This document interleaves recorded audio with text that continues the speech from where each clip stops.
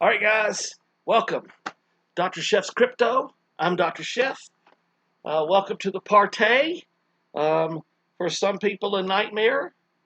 Some people bought a bunch of stuff the last day or two that's going to be worth a whole lot later, and cheers to you. Other people, like lots of other people, are posting all over the internet about how they've sold everything now that everything's really low, and they'll buy back in when everything gets high again. And that's kind of hilarious because that's exactly the opposite of how that works. And I've already made a whole video on that because I was just stunned. One day I read like 10 people in a row all talking about selling everything because it was so bad in the crypto market and how they're going to come back when it's real high. If you buy when it's high and sell when it's really low, you lose money. I don't know what else to tell you. Sorry. That's just the basics of what we do. We do it a bunch of different ways. Some people use trading, some people use charts, some people use analysis of company, fundamental stuff, some people use emotions, some people are tracking what people are doing. But no matter what we don't do is buy high and sell low. That's the cardinal rule, the only real hard and fast rule. But we're not like that. We're the hodlers. We're the diamond hands. We are the crypto knights, getting down, taking our castles, sturdying the walls, building security and defenses, and holding and waiting, and the enemy can attack and bounce off those walls all day long. Doesn't scare us. Maybe it scares some people. I'm not scared. I'm excited, even though I am worried about a couple things. Primarily the length of time some of this might take. That may be a bit concerning. But anyway, why don't we just take a look at something real quick? And I'll just explain more. Oh, before we do that, not a financial advisor. It's not official financial advice. Do not do anything the crazy guy that's a chef, theologian says to do about your money. Don't do that. Okay, I'm not a professional financial advisor. This is not financial advice. This is for fun, education, entertainment. We got a lot to talk about though, so let's get into that. Now, take a look at this. Now, this is the Bitcoin chart. Now, the first thing I want to show you is the fact that it's 32,615.78 right now. Now, what happened yesterday? What happened yesterday was this dip right here. Okay, 28.29. Now, what did I tell you guys for, I don't know, the last month? This is a range. Okay, see it? It's a range. Okay. The way it works, see how the pattern comes out here and flattens out? This is a range, okay? How does it work? The way it works is you test support, you test resistance. What is this? This is a major support test. What did I tell you about the 20s? I said look for the 20s, but they have to be in the 20s for more than a day or two. How long were we in the 20s? Okay, there it is. 6 o'clock a.m. 31, 6:30 a.m. 29, 7:30 a.m. 28, 8 a.m. 29. There it is, 9 a.m. 30. We're talking about maybe 2 or 3 hours in the 20s. That's it. Maybe 2 or 3 hours. That is not crashing through support end of the world. Where are we now? 32.5. We've been 33, 34, right? Look where we've been. All through here, 34s and 33s. What is that? The middle of our range. 35 is the technical dead center of our range, right around here. Here we are. We don't have any answers yet. Am I worried? Sure. For the short term, I'm worried that maybe it keeps testing support, crashes through support, goes down to 20, stays there for a year? Sure. I think everybody's worried about that. But you're in a range, which means you can go up or down. You can crash through resistance just as easy as you can crash through support. This is Bitcoin. It's already seen 60-some thousand. Okay? So what am I trying to tell you? I'm trying to tell you we're still in a range. Don't let 28,000 scare you. It'll be 35,000. It'll be 33,000 again within an hour or two after that. How long did it take to get from this 28 back up here into 32s? That's noon. So by noon, it was already in the 32 range. That is just called testing support. That is a hard bounce. This is a hard bounce right here. That's what that is called. That thing hit the bottom and chow, bounced right back up. If you were smart and you had plenty of money and you're a long-term hodler, you bought some of that $28,000 Bitcoin and held on to that, for a while until it comes back up to 60 or 100. If I was going to comment more, I wouldn't have a lot to say on the current state of affairs when it comes to what's happening now. We're still in a range. It's that simple. It's that simple. If we go pull out of here, if we go into a month, it's still a range. Where are we at right here? Low 30s. Where are we at right here? Low 30s, right? Where are we at right here? Testing the bottom at 31. Where are we at right here? Testing the top at 41. Where are we at down here? Right below 30. Where are we at right here? Up toward the mid-30s again, right? It's a range. Does it look troublesome because that low right there is lower than that low? Yeah, but that low is higher than that low, right? That high is higher than that high, right? So it's a range. That's it, plain and simple. What does that mean? It means we wait it out. Now, what I said I was going to talk about tonight is what we call long-term macro patterns. And I want to talk to you some more. I mentioned this a few times, but I don't think I was super clear on it. So I want to talk to you real quick about what we would call the long-term macro pattern. Are we still in it? Is it still viable? What's the story with that? Look, it's based around Bitcoin halving.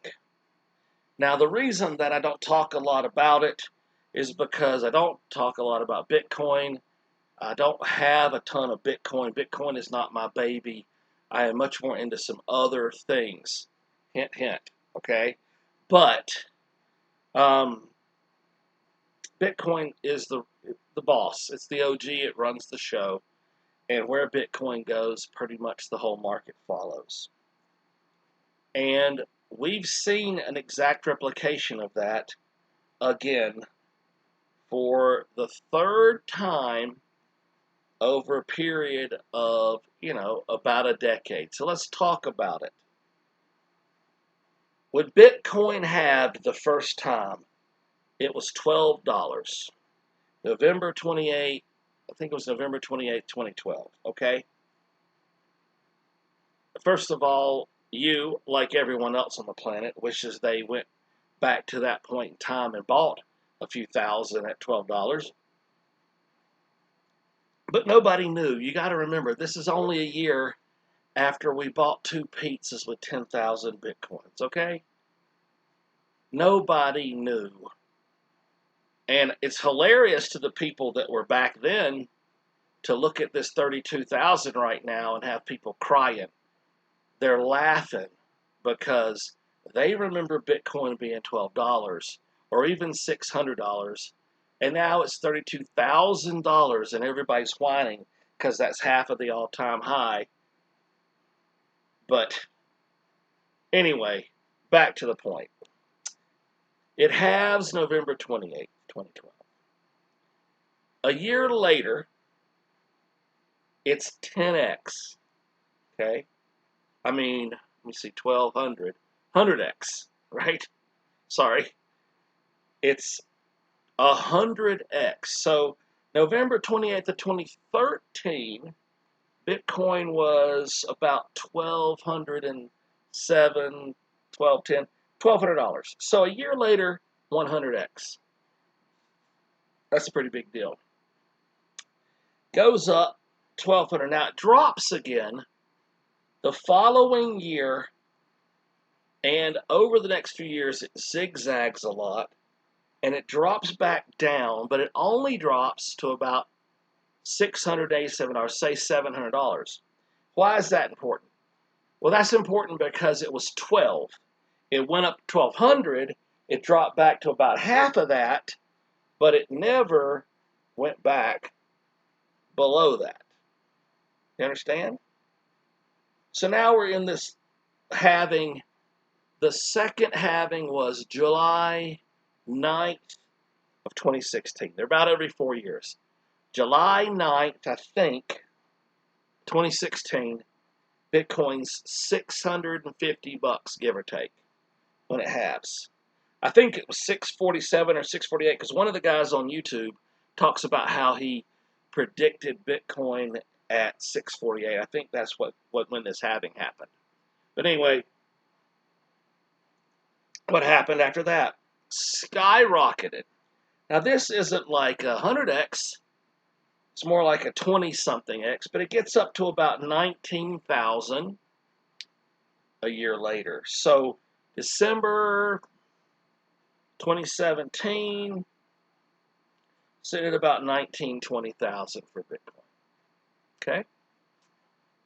Now, that's going to bring us forward to the third halving, which occurred in May of 2020. May 11, 2020, at this time, Bitcoin was about $8,800. I think it was $8,821, something like that. It varies slightly depending on your system.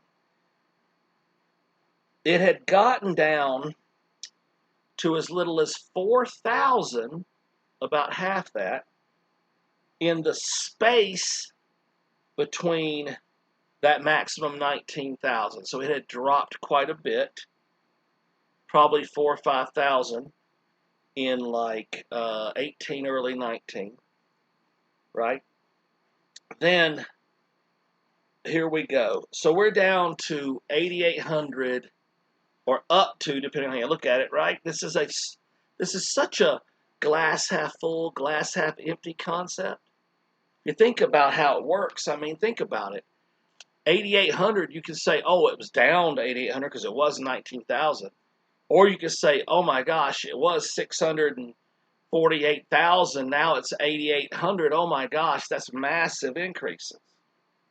So it really depends on how you look at it. But anyway, so now that brings us forward to May 11th of 2020 when it halves again. It's 8,800.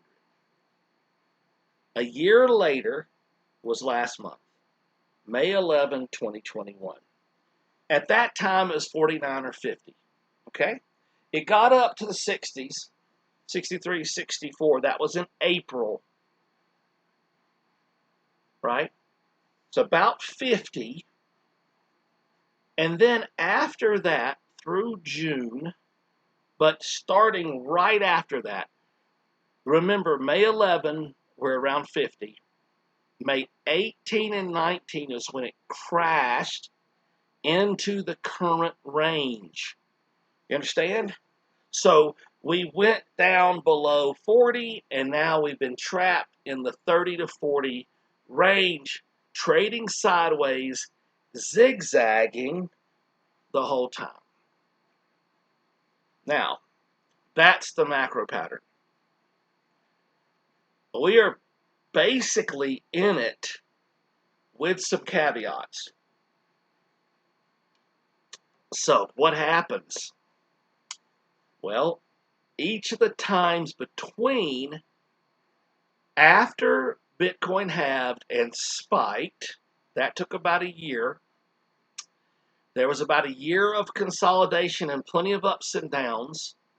We saw some some deep lows, but never lower than when it halved, obviously, never lower than probably half of the all-time high, give or take.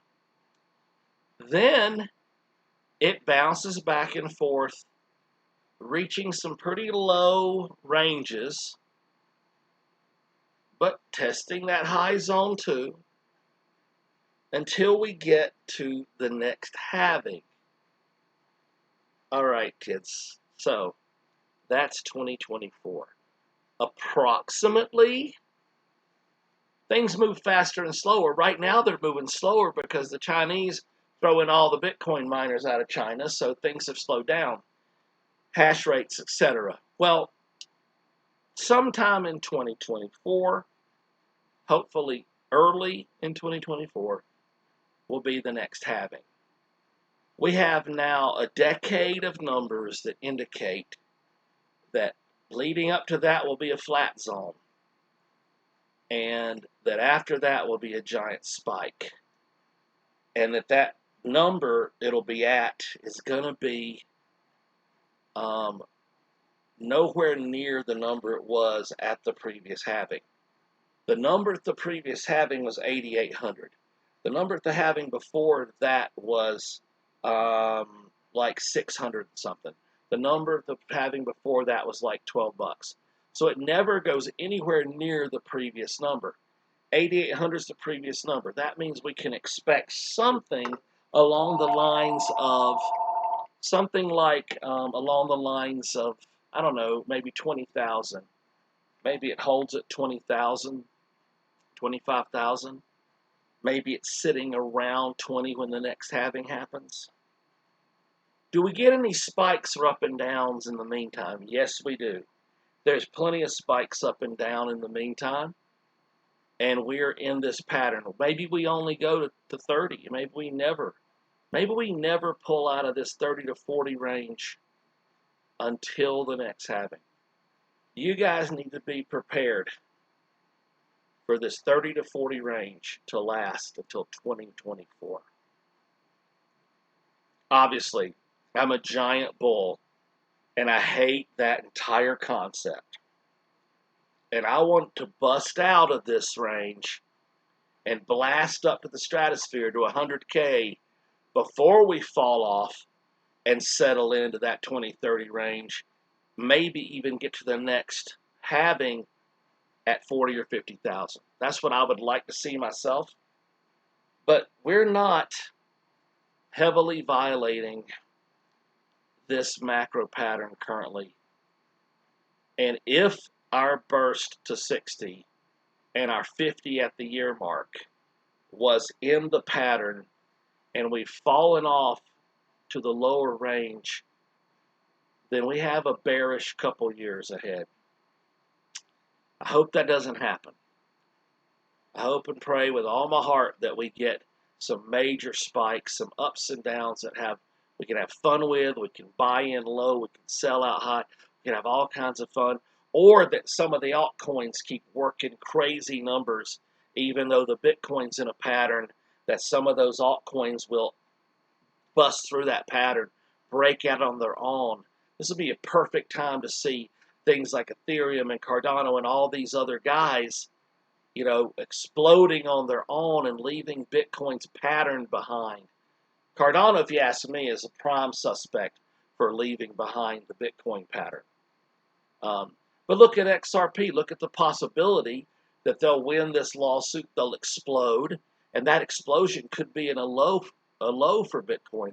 It won't matter because that huge news coming out of that court will be very important. So right now, even though we tested our support with our 28, but 28 was only a couple hours, right now, boom, back in the 30s. Here we are doing this again. I'm hoping that in a week or two I do a video where it says, 45, you guys, for 3 straight days. Look at this, we're headed back up. And maybe saying 25 for 3 straight days, you guys, look, we're going down further. What happens if we go down to 10,000? God forbid, right? Hard buy. Oh my God.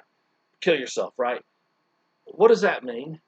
That means you buy a lot of Bitcoin, because it's worth 10,000, and it'll be 20 or 30 before it even halves, and after it halves, it's going to be 100 plus. Based on the previous patterns, if 60 was the last burst, and before that was 20, 3x 60, 1,880,000, 150 to 200,000 Bitcoin after the next burst. You buy it for 10,000 if it goes that low over the next year. You sell it for 150,000. Get it? 15x, right? You can't do a lot of big explosive things with Bitcoin except sit on it for a long period of time. Other stuff explodes in a month or two, like Doge or whatever, right? And who knows what's going to happen with that? Is it going to be gone in a year or two, or is it going to explode again? I don't know. Welcome to crypto. But I will tell you this. I will tell you that if you look at this pattern right here, and you see that we're in this range, and that even though it dipped here, it's still right back up, boom, right there.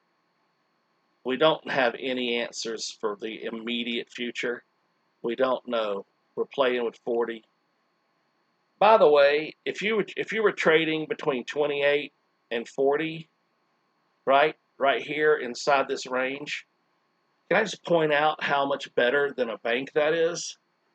That is a massive return compared to banks and normal investments.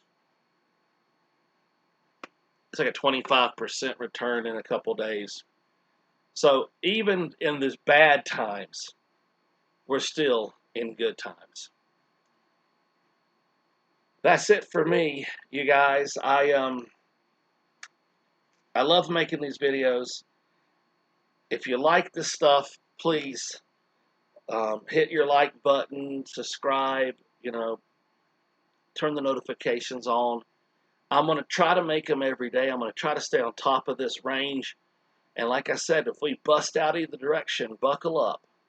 We could be headed up or down still. There's no answer. It seems bearish. Most people are, thinking it's bearish. But a lot of the guys are thinking, well, I don't have enough. Let's see what happens in July. I think Casey said that today even. I'm not really prepared. I'm not, and neither are a lot of people prepared to call it a bear market yet, because we could still explode out and we could still be headed to the moon by the end of the year and still be technically in the second year after, the first year after the halving, which is still the explosive year. We're still primed for explosivity, you guys. And maybe we settle in. And if we settle in for a whole 22, 23 in the dumper, man, that's going to suck. But let's have some fun with some of the altcoins. Let's study some of the projects. Let's take that time to buy all the dips and hodl, hodl, hodl, because we know in 24 the lid's coming off again. So that's the good news. Dr. Chef, Dr. Chef's Crypto. Write me if you want to, drchefscrypto@gmail.com. Post questions in the comments below. I appreciate all you guys. Have a fabulous evening, and we'll talk about this all again really, really soon. Thanks.